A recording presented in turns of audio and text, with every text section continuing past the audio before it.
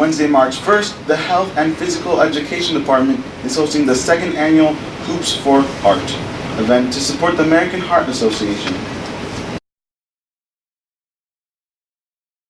Well, we would hope that all the kids would be listening to it and see the opportunities they have for clubs and sports and things like that.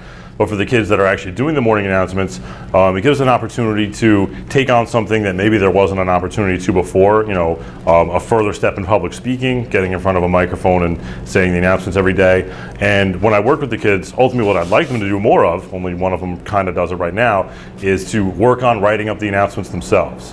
When we do sports, the meat and potatoes of our announcements is the daily bulletin that the teachers get emailed every day, and we take our announcements from there. But the sports we have to do in the morning, and so we'll go on NJ.com, get the results from the night before, and turn a box score into 3 to 4 sentences summing up a game. And it's a certain skill to that the kids have to learn if they maybe want to do broadcasting or something like that in the future.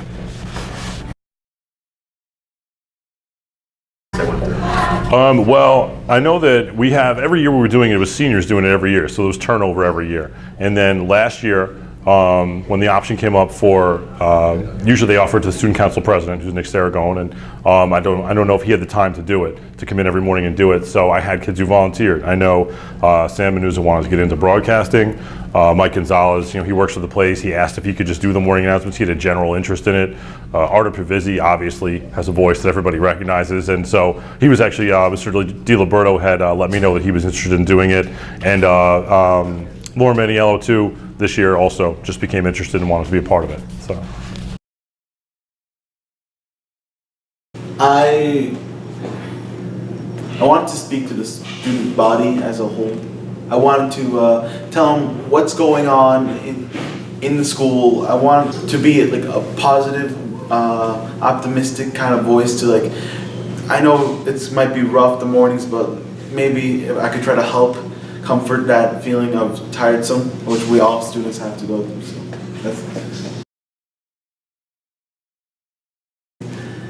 when I first started doing morning announcements, the pressure was through the roof, right? And there was parts where this was like last year where previous people did morning announcements. I was like, oh my God, how are they doing it? And they would respond by, just practice, we'll get used to it and it'll be great. At first, I would imagine each classroom just, oh my God, they're listening to my voice. But sooner or later, you feel that comfortness. You feel that you start to become a friend you grow like a friendship with the student body. You feel more comfortable as the more and more you do it. What I recommend for them to do is just, I have 2 girls actually who are sophomores who've already asked me about it, and I'll need them because when senior service comes up, I'm going to lose all 4 of them. The one that's doing it now, so we'll need new people coming in. And so basically, if they want to, just email me or come see me, and we'll run you through what the responsibilities are. And then some days in May, maybe early May or late April before senior service starts, they're going to have to come in and actually, watch the process and, do a couple tries themselves so that they're comfortable and they can just step right in, and we'll transition from the group of 4 we have now to whatever the group might be next year. And even next year, we're looking to add on and maybe do some video.